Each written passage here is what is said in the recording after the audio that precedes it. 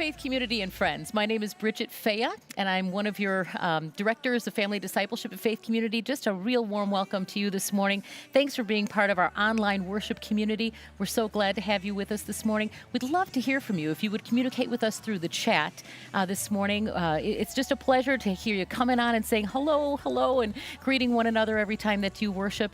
If you're new to Faith Community and you've got questions about what you hear this morning, if you have a prayer request this morning, please just direct message us. Do you know that we have a pastor that is waiting just to hear from you, and he'll direct message you back, and we welcome you to communicate with him throughout the time of our worship this morning. Well, each summer, Faith Community goes out into the St. Croix Valley, and we love on our neighbors. And we do that through a variety of different service projects. Some homes we give help to where they've got service projects that they need done. We've reached out and helped at our schools and at the community level where we're helping even pick garbage or paint picnic tables down at the parks. And that's all what we call part of our Faith Works Week. And that week is only 2 weeks away, June 22nd to 26th. We would just love to have you be a part of that. If you go to our website, fcchudson.com, or our faith-based app, please register to be a participant, to go out into the community and love on our neighbors, or register to have some project nominated that we can go out and be of aid to somebody in our community that needs that help.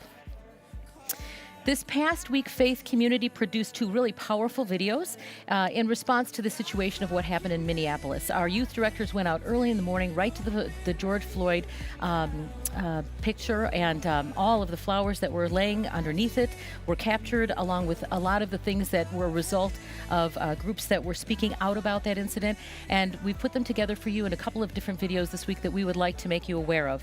The Faith at Home episode was created specifically for you parents to be able to disciple your kids and explain to them together in some sensible way what is happening in the world around us. Then Pastor Larry Ziman did a Faith and Life episode this week on racism, and he would explain it differently. He would say that what he meant to do is to remind everybody what it means to be an image bearer of God. Those 2 episodes are going to play for you right following worship today. If you can't stick around to listen to them, please go onto our website and look up the Faith and Life episode this week and the Faith at Home episode. We hope that you can find some biblical perspectives on what's going on in our world and how to respond to it as a Christ follower. I'm excited to unveil to you what's going to happen this summer for Vacation Bible School. So many people are saying, what are we doing? Are we having a VBS? Many churches we know are not doing that, but I'm happy to announce, yes, Faith Community will host a Vacation Bible School, but it's going to be different than anything you've ever seen. We were heavy into the Rocky Railway, something we were going to stage here at church, and instead we had to shift gears because of COVID-19, and we're offering backyard Vacation Bible Schools this summer using the Go Fish, Gotta Move curriculum. What we're asking is for you as a family to consider whether or not you would host 6 to 12 kids that are kindergarten through 5th grade this past school year in a Vacation Bible School in your own backyard. And you can use your garage as a possible rain location. The dates for this event are going to be Monday, July 20th to Friday the 22nd.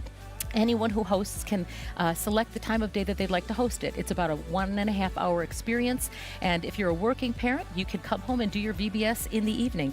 We would love for you to invite not only your own kids, of course, to participate, but the kids in the neighborhood to participate. And Faith Community then will give you other kids that register whose parents can't possibly host that live in your nearby vicinity to fill out all the spots that you have available.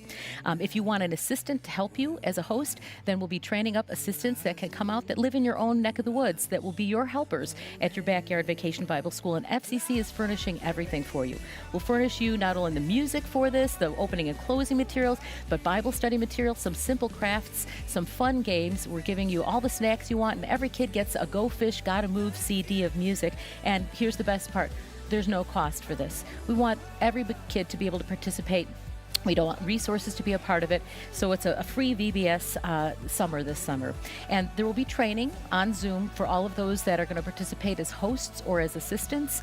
We're just really excited at the opportunity to possibly reach some kids who would never come into this building for a big Vacation Bible School, because you're going to be willing to open your backyard and have it in your own neighborhood.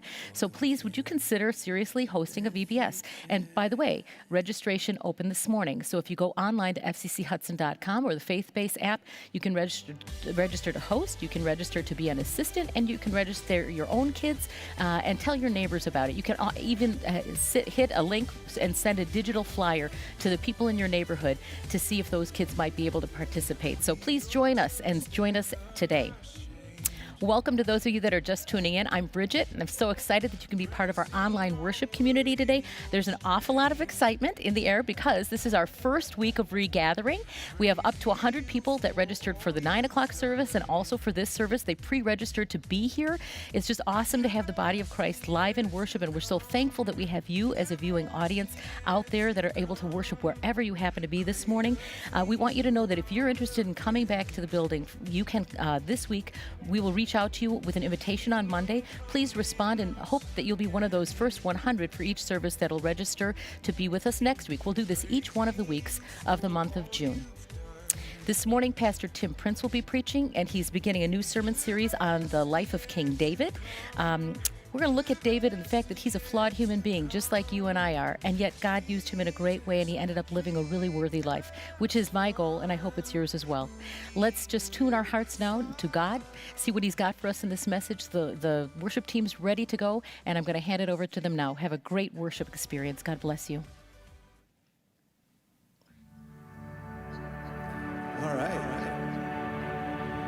Well, good morning.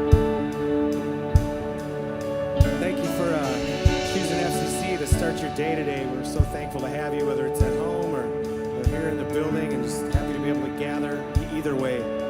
My name's Josh. I'm fired up to be part of this awesome worship team today. We got a great lineup of music for you. This first one's a new one, so as soon as you get the hang of it, feel free to sing with us or just find it in your heart to rejoice in the message that our God is powerful and we can be in awe of his power.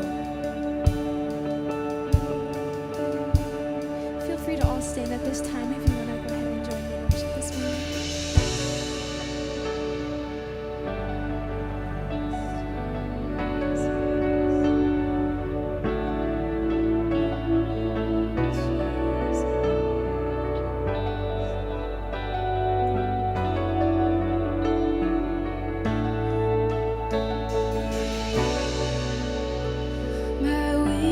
Is hidden within your glory,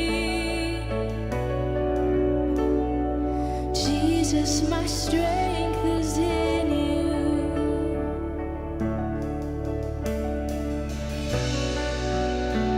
The odds are against me, but you are for me, Jesus. My strength is in you. Sing power. Power belongs to the one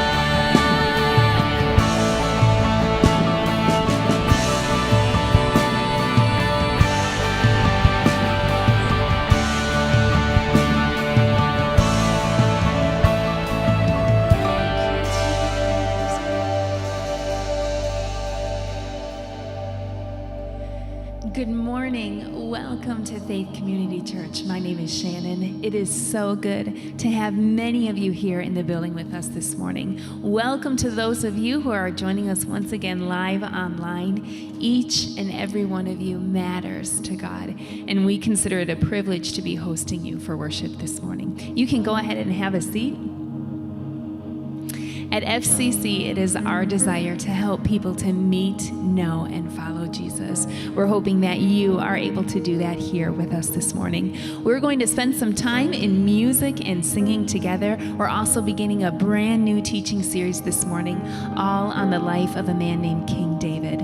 In this series, we're going to be talking about how even when our lives may seem insignificant, and when we know that we are full of flaws, we can still have a life that is beautiful to God and that reflects Him well in the world. We are so looking forward to beginning this morning. Stick with us to the very end of the service today, and you'll get an opportunity to hear this week's Faith and Life message. It's coming to you from Pastor Larry Ziman this morning. Well, hey, we want to take a moment to let you know that in just a few short weeks, beginning on June 22nd, we are going to be going out into our community for one of our very favorite weeks here at FCC. It is a week of working and service. We call it FaithWorks. And during FaithWorks, we complete a variety of projects for our neighbors, schools and city, individuals and families, all here in the St. Croix Valley. If you are in middle school or above in age, you are welcome to join our team. And the more people we have, the more we can help. If you're interested, register at fcchudson.com. There you'll find all the information that you need to get involved with FaithWorks. We would love to have you join us this year. Well, friends, if you are interested in giving this morning, we want to take a moment to say thank you. Your gifts are so important to the mission and the vision here at Faith Community. And there are a number of ways that you can give this morning. You can go online and visit fcchudson.com, look for the Give Online tab. You can also text to give this morning. Just text the word give to our phone number. It's 715-280-3756. If you are in the building today and you brought a gift to give this morning, you can look for the boxes on your way out of the auditorium this morning. We are so thankful for all of your giving, both this morning and generously all throughout the year. Well, finally, friends, we want you to know that if you have been joining us here at FCC, but you have not gotten to know us yet, we would love to connect with you. There are a number of ways that you can get plugged in with us here at Faith.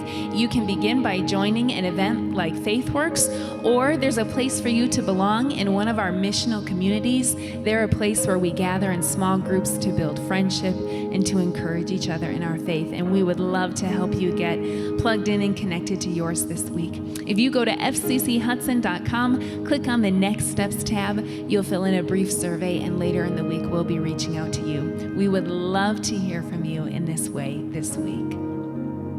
Well, friends, again, welcome. It is so good to see you. It is so good to have you here with us. It's that time in the service. We're going to continue to move forward with more music and singing with Josh and Anna and the team. We're hoping that you are able to join in with us from wherever you are this morning.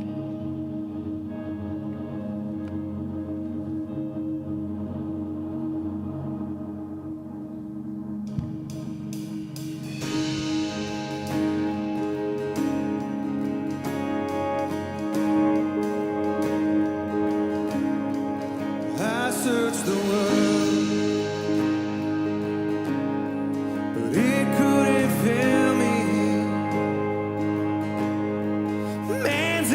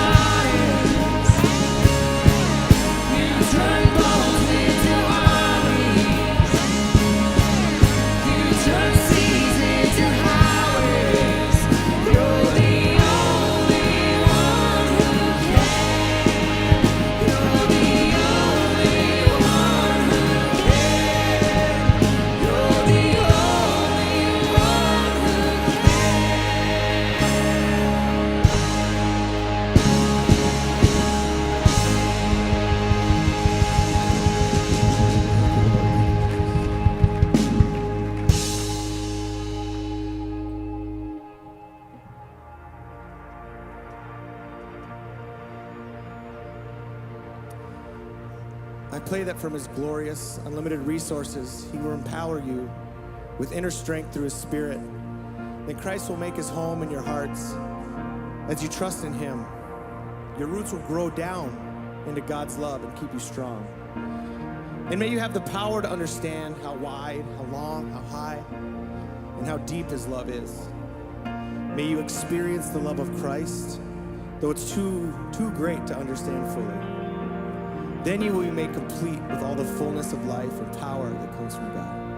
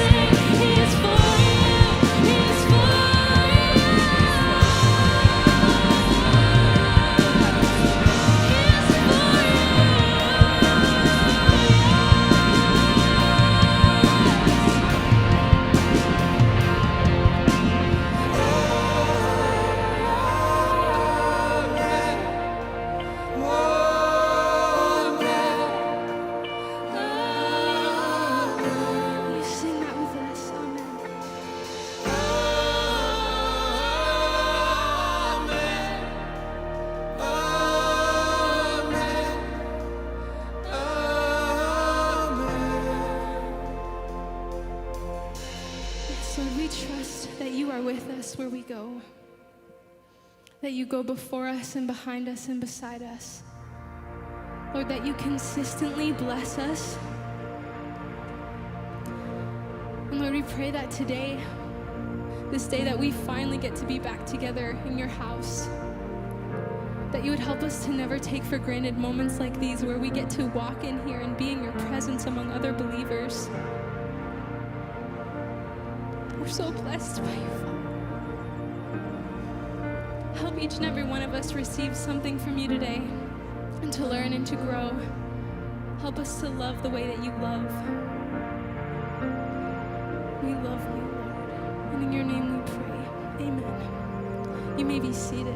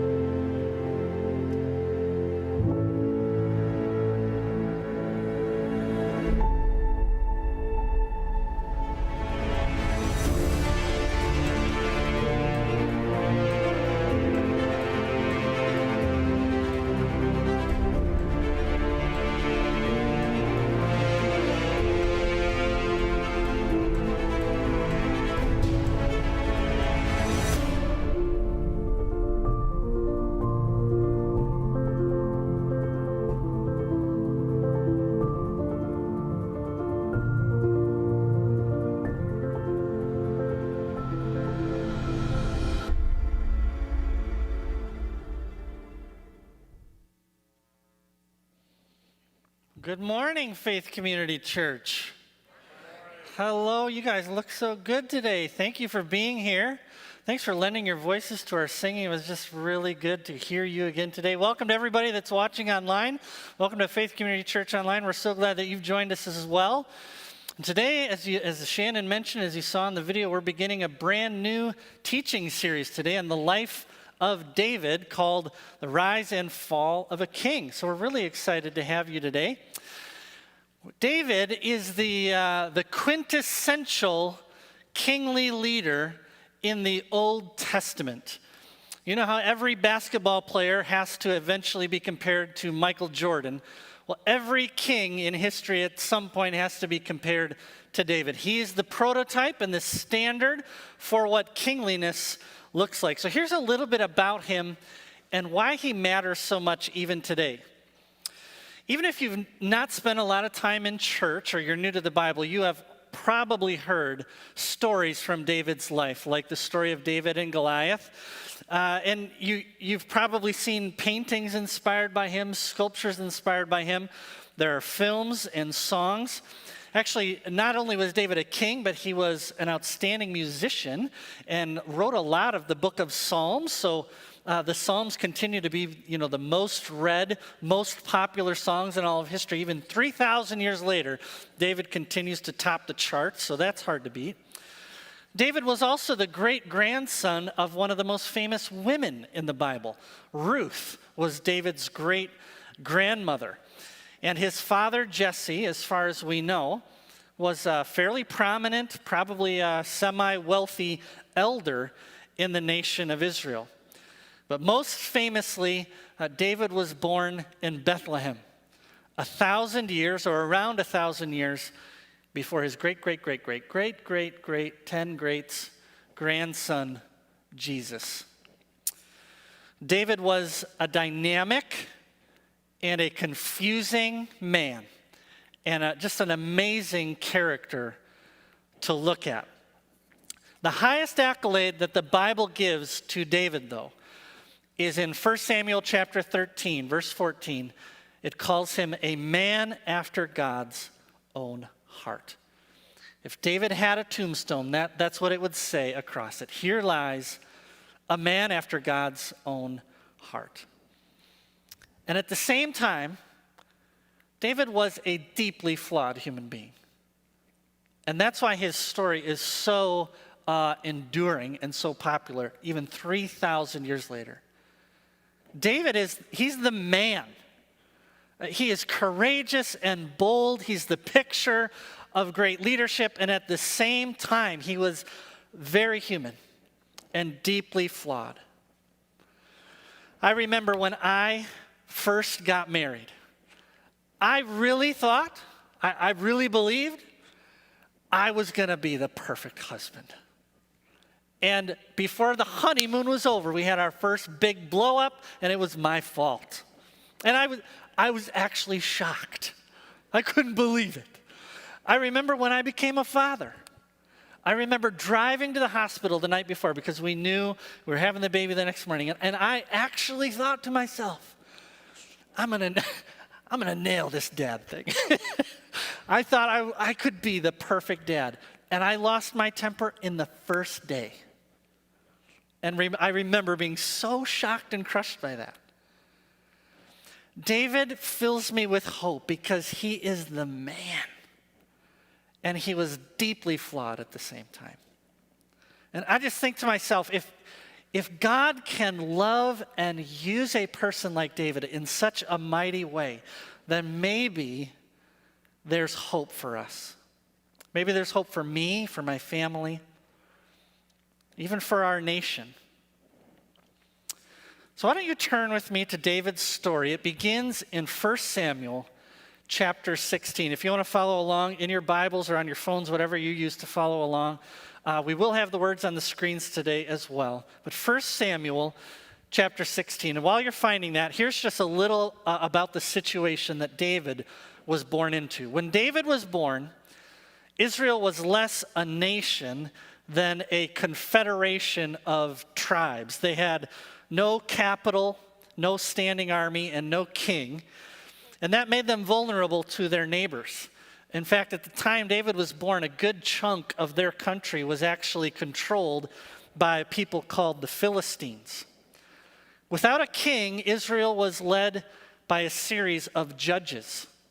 These are people that God gave to the nation of Israel to lead them in time of war and to keep calling them back to a relationship with God.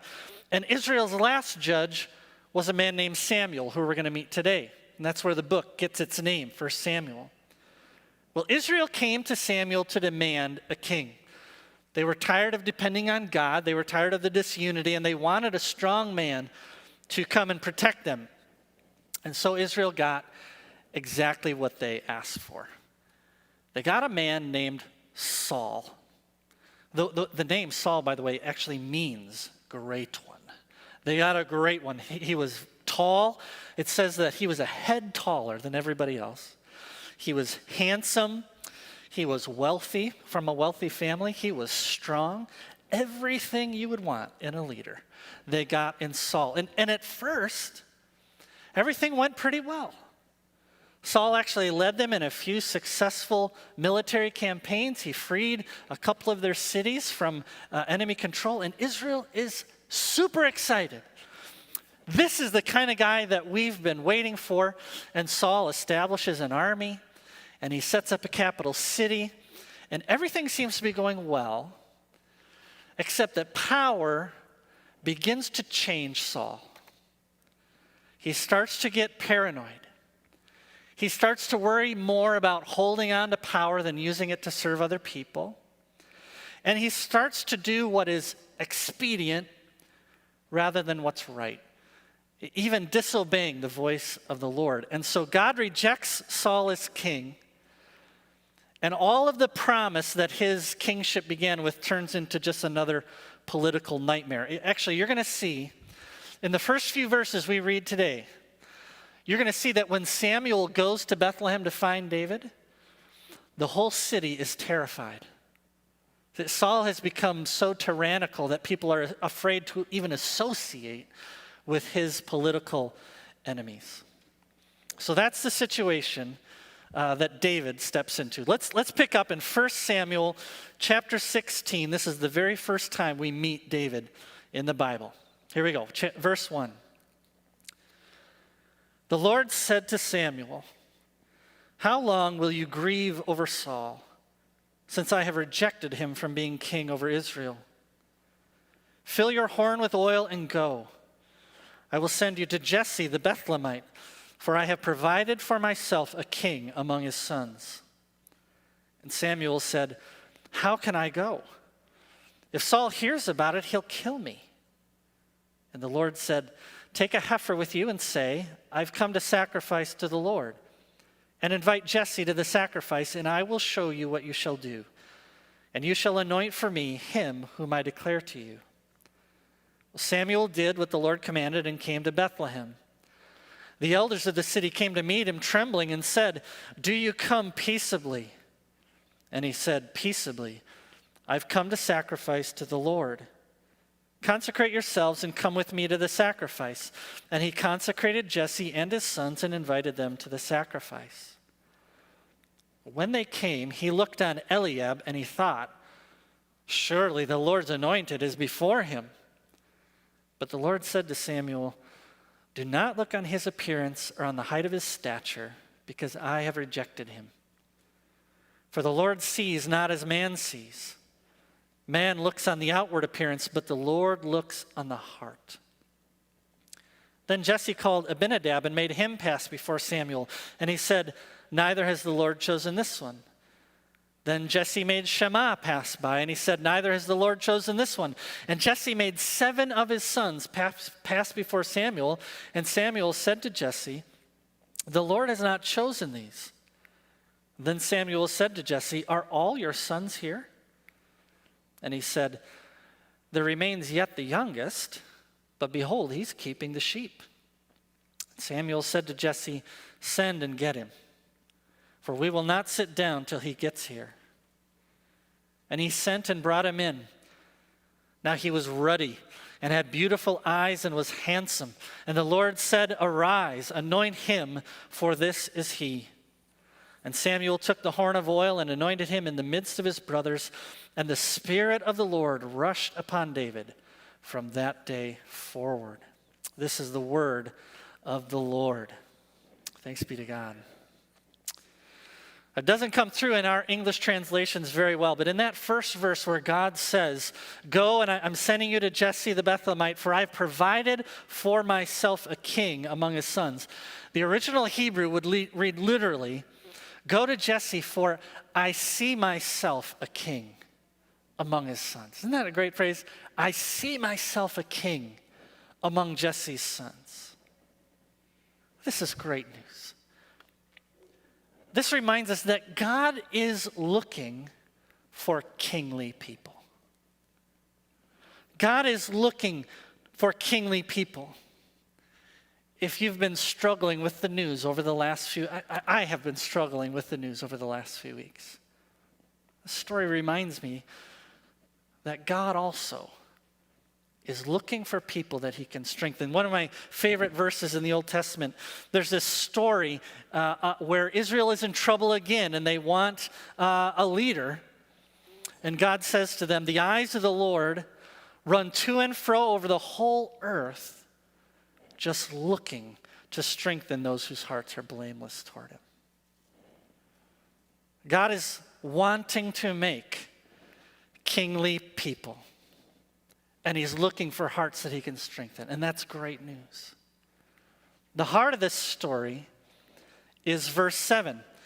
Because Samuel sees Jesse's oldest son, Eliab, and he says to himself, "Well, this is the man."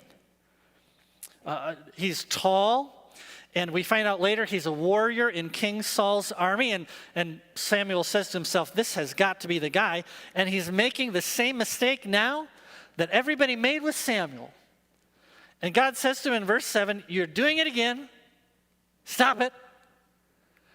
Man looks on the outward appearance, but the Lord looks at the heart." So whether we're talking about your house or a kingdom or your community or your school or wherever God has placed you, as we look for those who will lead us, God is reminding us what matters most in the end is the heart. Don't look at the outward appearance, but are they wise? Are they good? Do they love the truth? You ask anyone who's had to hire people in a company or an organization.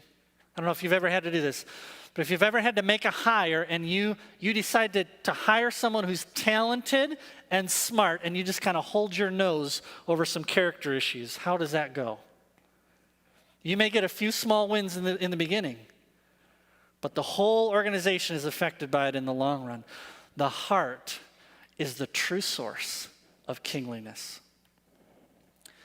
Now, all of this then begs the question, what is it that God saw when he looked at David that made him say, "Oh, I see me a king among Jesse's sons"? What is it that separated Saul and David? Why is it that one rises and the other will fall? Because if you read, this is fascinating, if you read the story of Saul, you go home and do it today. His story starts in chapter 9. If you read his story, the way that Saul was called to be king and the way that David became king are almost identical. And if you compare the two characters, on the outside they are almost the same in every way. Saul and David were both, turns out, fantastic warriors. They kicked butt. Good for them. So apparently the issue is not how strong or weak you are. It's not your talent or lack of talent. That's what's in view. We find out in verse 12? Oh yeah, verse 12. Apparently they're both quite handsome. It says that David walks in and he was ruddy. That just means he was a stud. He had beautiful eyes, whatever that means. And he was handsome too. So was Saul. So apparently, ugliness isn't necessarily a virtue either. Doesn't matter if you're ugly or pretty. That isn't what God is looking at either. Both of these men came from well-to-do families. They grew up around money.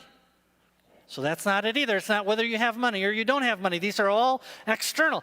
But the really confusing thing, if you look at verse 13, it says the Spirit of God rushed on David. He had some kind of powerful supernatural experience where God's power filled him.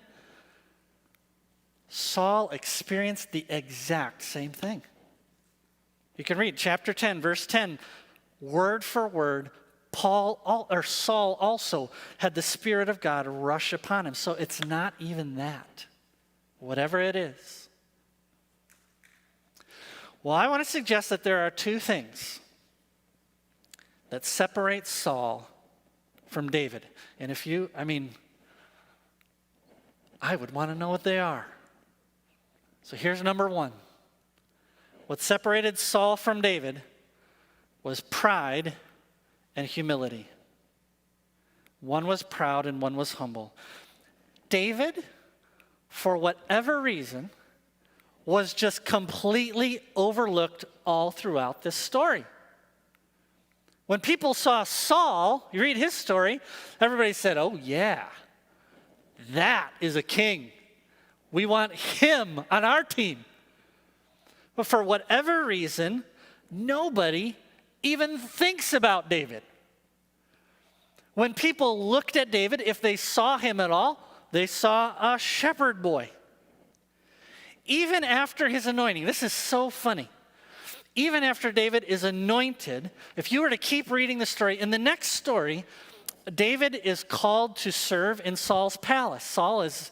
He's kind of coming unglued, and David is brought in to do music therapy with him, sing him to sleep at night and things like that.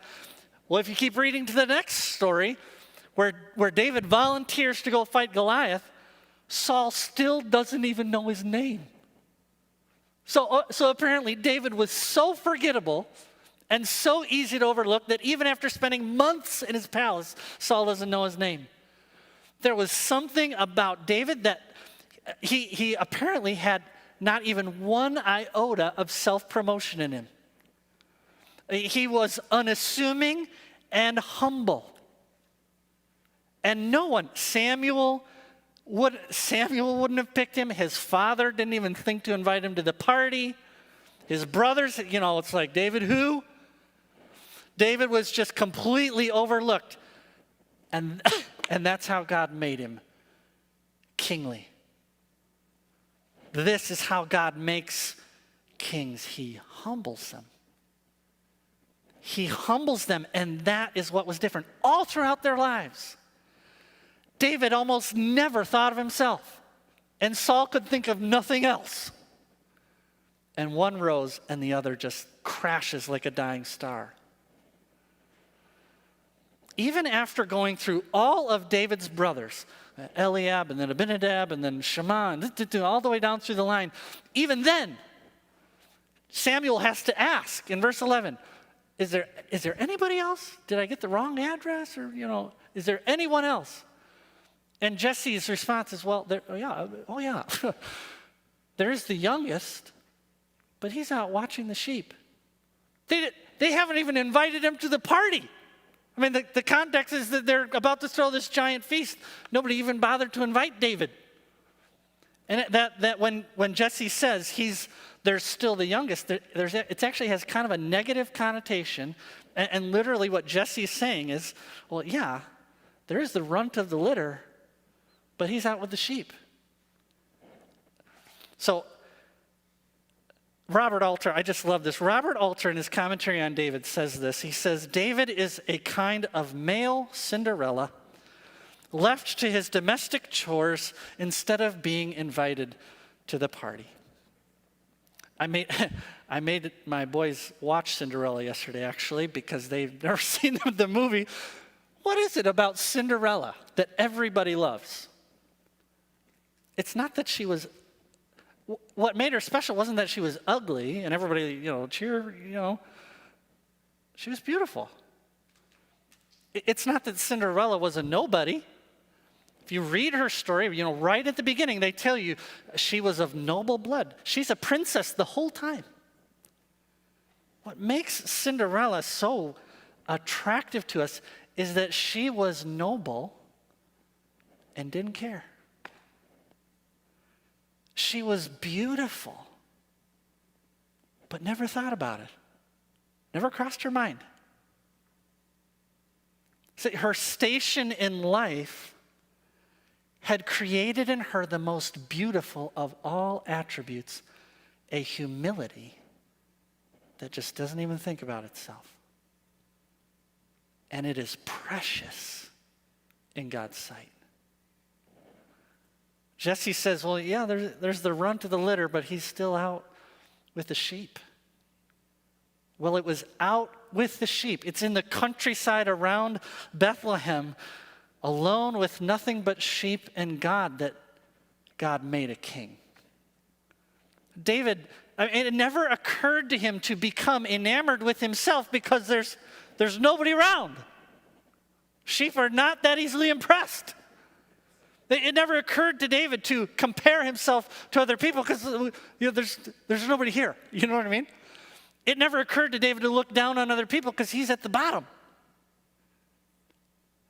And God says, go to Jesse's sons. I see me a king. Isn't that awesome?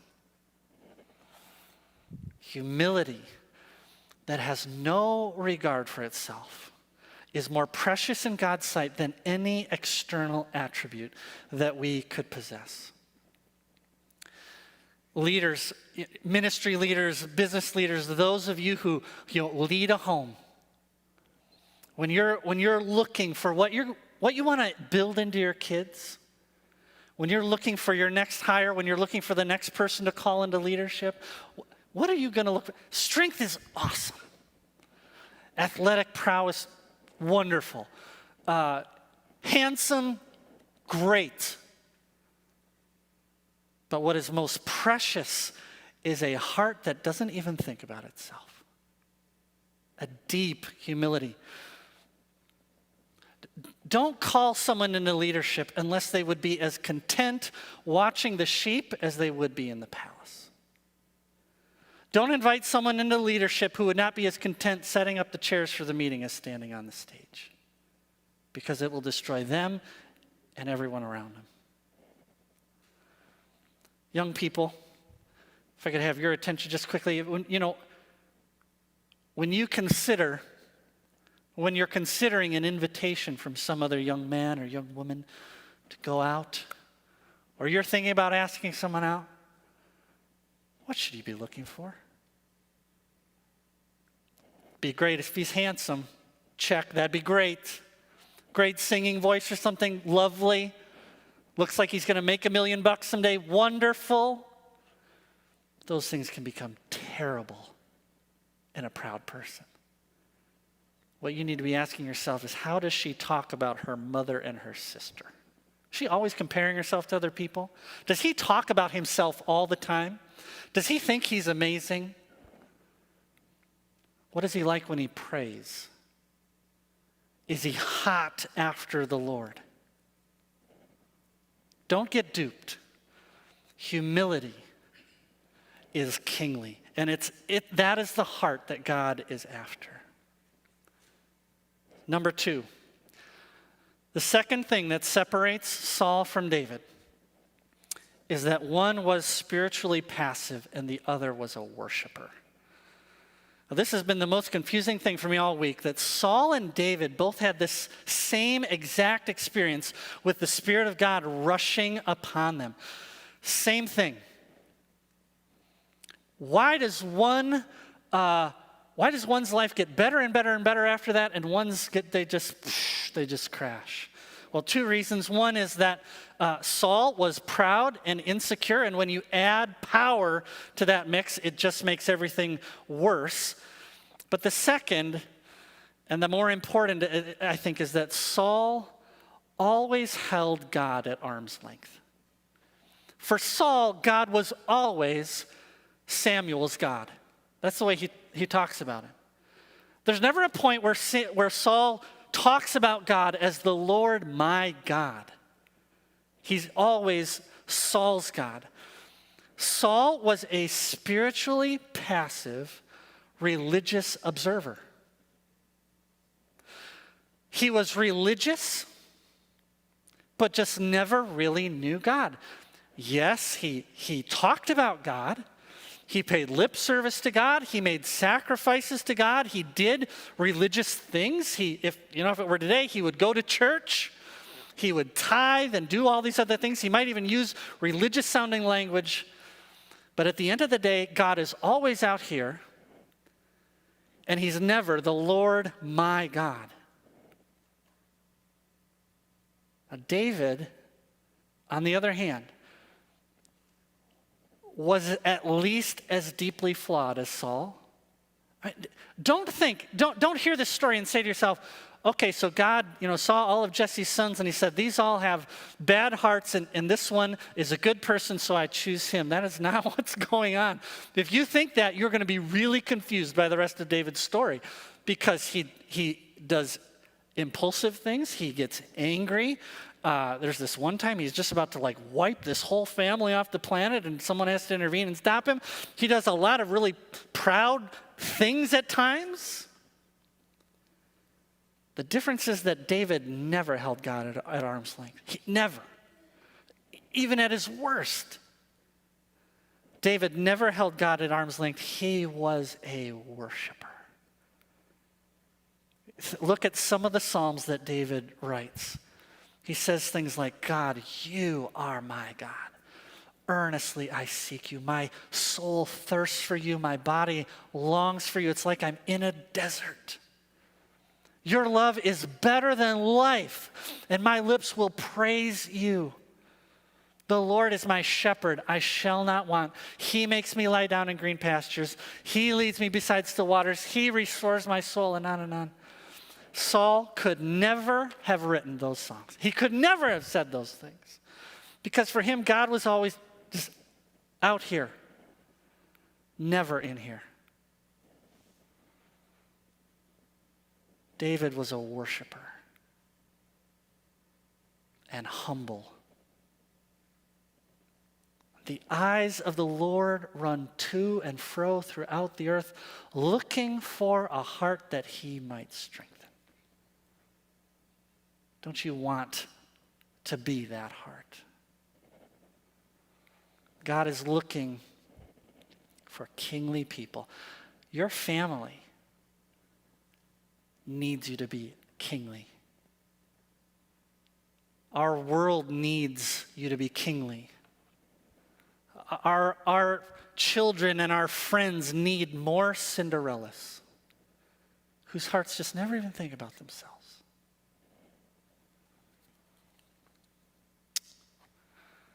The most important, most life-altering conversation I've had in my entire life, I mean, the conversation that completely changed the trajectory of my life, was when I was 17 years old, and my high school girlfriend, who was also 17, looked at me and said, "Tim, you are just not a spiritual leader."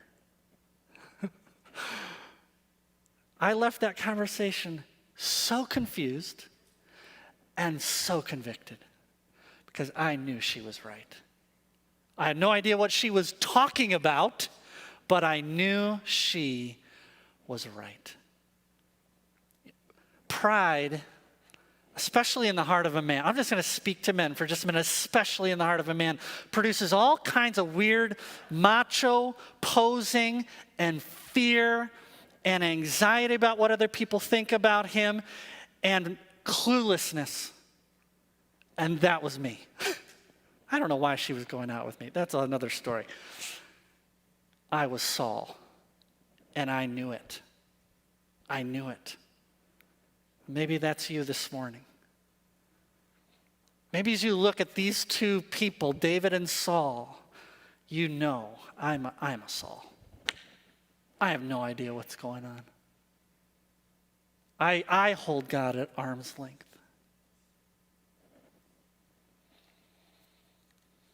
What should we do?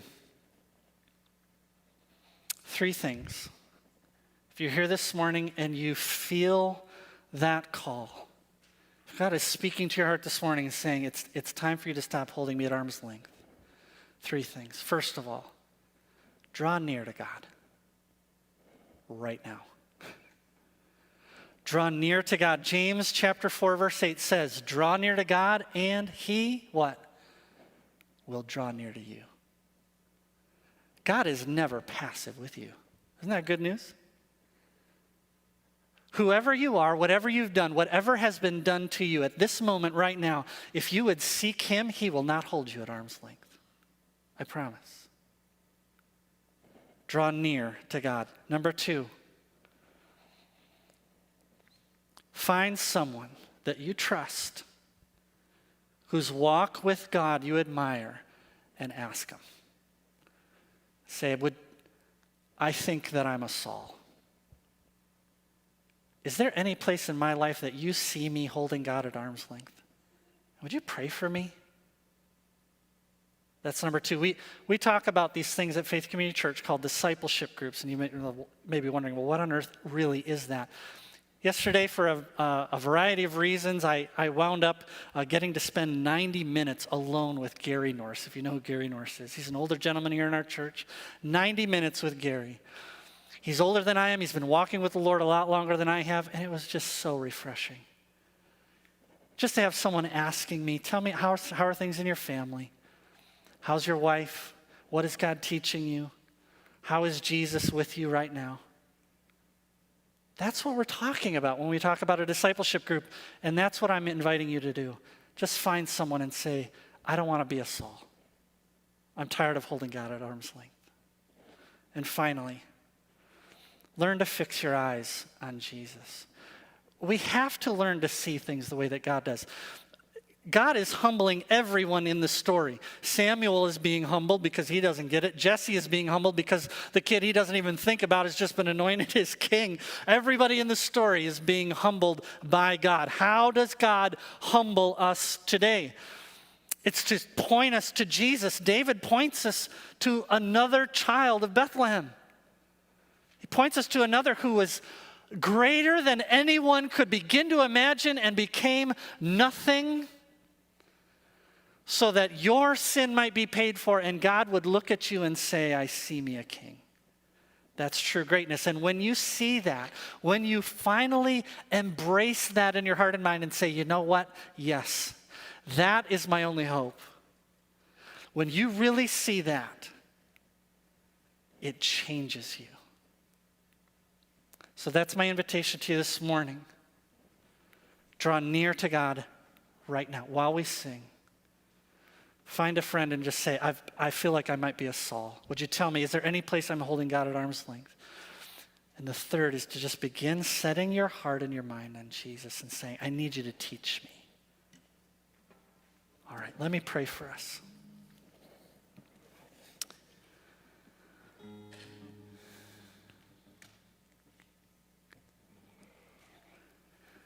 God, I don't want to hold you at arm's length. I don't want to crash and burn like Saul, but to walk with you the way that David did.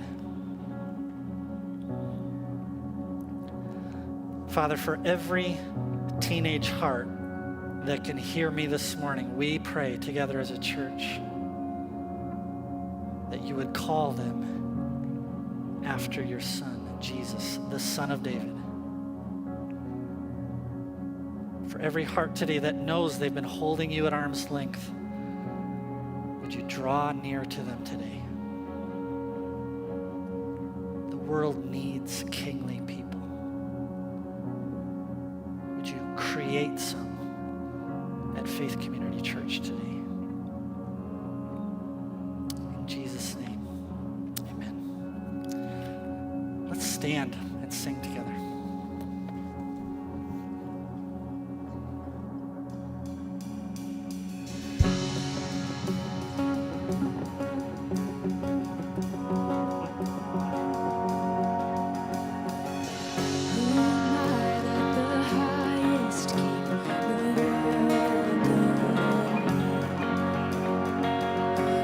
Lost, but he brought me in his love for me.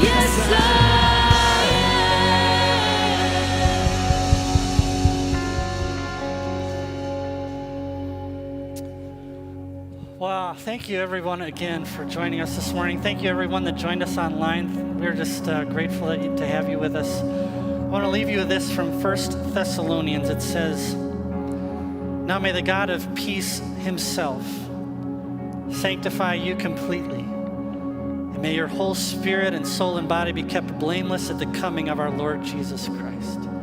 He who calls you is able, and he will surely do it." Isn't that great news? Well, I want to encourage you, there's no place to be today. The building is yours. Spend some time visiting with each other. If you need prayer at all, find a friend, pull them aside, just ask them to pray with you. And if you have any questions about what you heard today, feel free to chat with me. If you're watching online, feel free to send me an email or something this week. I would love to get to know you and see what you have to say. We have a couple of short videos immediately following the service here. You're free to stay and watch or leave. It's totally up to you. But have a great week, and we'll see you next Sunday. All right?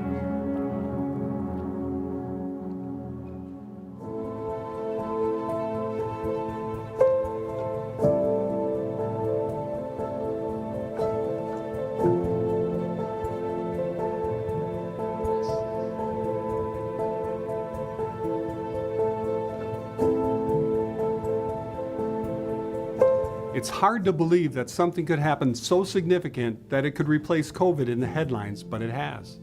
This virus, this smaller than small agent that's altered the way we work, even if we work, our social interactions, our ability to gather has been interrupted by another charged incident of racial conflict and death.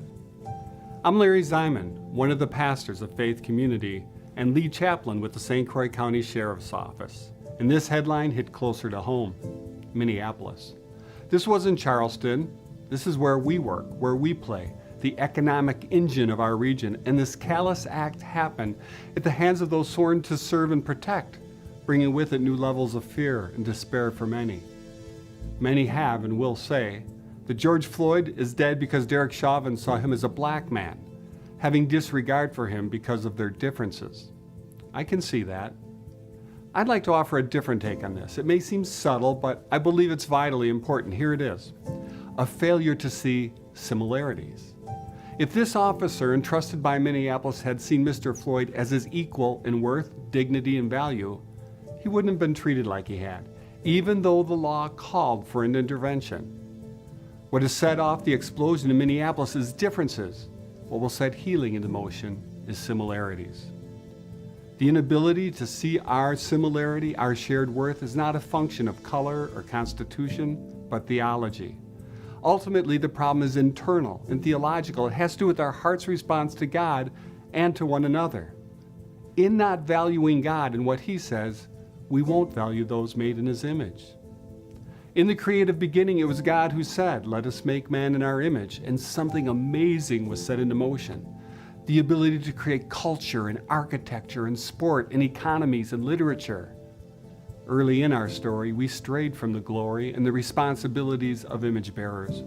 Cain kills Abel, and our disregard for other image bearers continues with ups and downs to this very day in this very region.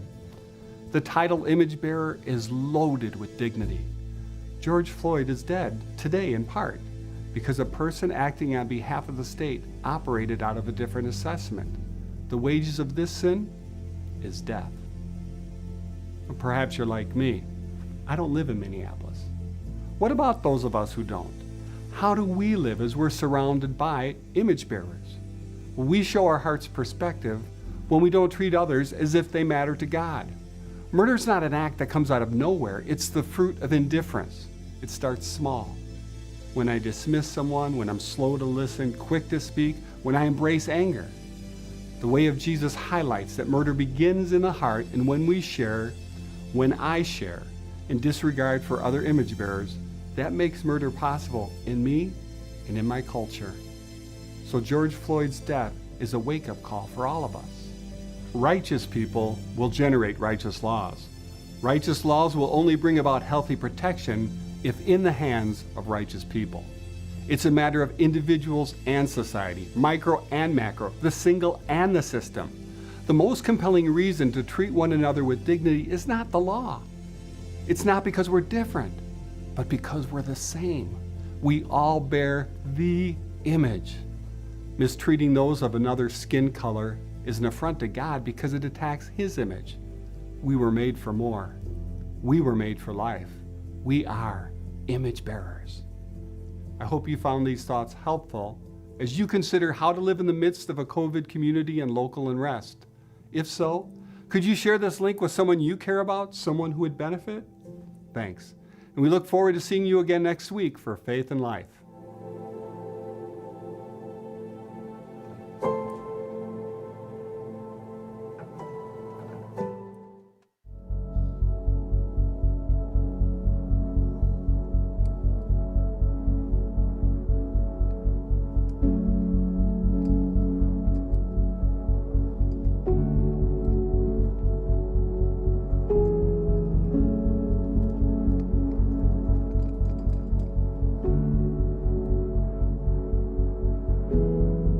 What is this world my kids are growing up in? How can I talk with my kids about the violence in Minneapolis? Where do I start to help my kids understand how complex the world is?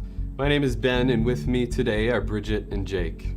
We are Faith Community's family ministry team. This week's message is specifically for parents, though we would recommend our middle and high school students watch as well. Just to forewarn you, some of the video content that we captured in Minneapolis may be difficult to watch for sensitive viewers. This past Sunday, we finished our teaching series about the Sermon on the Mount.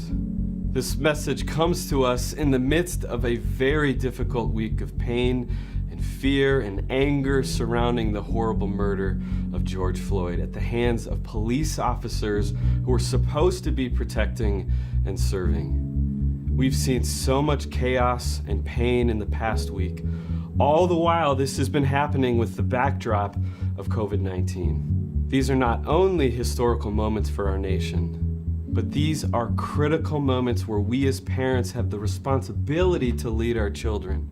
We are here to share with you some of the ways you can talk with your kids about what's happening in the U.S. right now. We hope the family talking points that we've included would as well be of great use to your family. We learned from this week's sermon that a building needs to be built on a firm foundation, on solid ground. And just like buildings, you and I as people need a firm foundation for our lives. It is on this firm foundation that we speak from a heart of love to our kids by leading them through the very real storms of life. Matthew chapter 7 says, "Enter through the narrow gate. For wide is the gate and broad is the road that leads to destruction, and many enter through it. But small is the gate and narrow the road that leads to life, and only a few find it."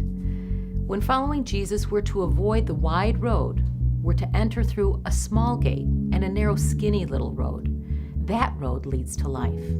This is not only true for our salvation and eternity, but the road that we are called to walk when following after Jesus every day. We don't follow the world and how it says to live. We follow Jesus and how He says to live.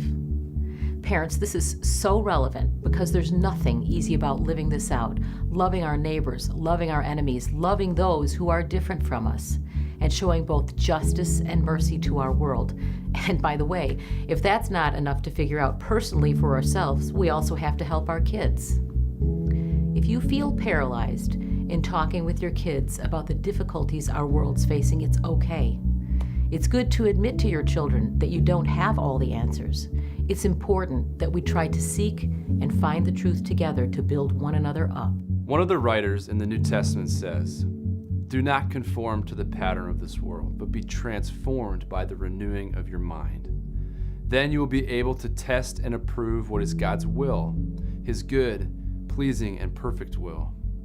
This is a mindset, a way that God calls us to think and process our world. We are urged not to think the way the world does, but to think the way Jesus does. With that, we want to give you 3 truths that you as a parent can use to talk through and process many of the difficult realities from this past week. Number 1, Jesus is the true foundation. Fear, in some sense, is a gift to humanity in that it utterly exposes what we are truly building our life on. These past days and months have challenged our sense of control. This is why Jesus talked about the foolishness of building a house on sand. Look at how quickly COVID-19 and then the unrest in Minneapolis have changed our circumstances. But there's hope. Jesus lived what he taught. Building our lives on Jesus means that we give up old ways of living and follow his example. It helps to learn from people who have met Jesus, know him, and are learning to follow him. We can see fruit in the lives of those who follow Jesus. The more we build our lives on Jesus, the more we actually look like him. Parents, when we talk to our kids about difficult things, we have to start with Jesus. Number 2, sin is real. We need change. Sin exists, period. The original systemic issue for humanity is our sin. We first and foremost reject God. We ignore his design for us. From this, we then reject and ignore each other, putting ourselves first and holding back the dignity that others deserve for being made in the image of God. Change is needed, and everyone knows that right now. But because we're all sinners, we need heart change through the gospel. Here's one really helpful way that Pastor Tim Keller describes what sin looks like in this world. He says every culture that's not based on God will make an idol, an ultimate value out of something else, and that idol will necessarily divide. He says, if my highest love is my family, then I'll privilege my family over others. If it's my business, my racial group, or my individual selfish interests, I'll privilege my race or self over other races and selves. Parents, we have to help our kids see the reality of sin in this world. Otherwise, we cannot truly experience the hope and change that Jesus offers us. Number 3, reconciliation is the way forward. Parents, we also need to help our kids understand that Jesus has put before us the choice to follow him, both as individuals and as a family, and build our lives on him as our foundation, or to build our lives on something else. The sand is everything else, but Jesus is the rock. Jesus isn't interested in making us religious. He wants to change our lives and the way we live from day to day. God has provided a way for us to be reconciled to him and for us to be reconciled with one another. Jesus is our only foundation for a flourishing life. Christians have the power through Jesus to be the leaders of reconciliation in this world. Jesus says, "Blessed are the poor in spirit. Blessed are those who mourn. Blessed are the meek. Blessed are those who hunger and thirst for righteousness. Blessed are the merciful. Blessed are the peacemakers." Parents, this has been a very difficult week, on top of a few very challenging months. We want to remind you that you matter to God and you matter to us. We hope that this week's Faith at Home content will help you discipling your family through difficult times. We're praying that you'll have the courage to lead. We're with you. God has graciously shown us the way. He has made it clear that He is the solid foundation our lives were made for. That's it for today. We really hope you scroll down and read the family talking points. We'll see you same time next week. Thank you for watching.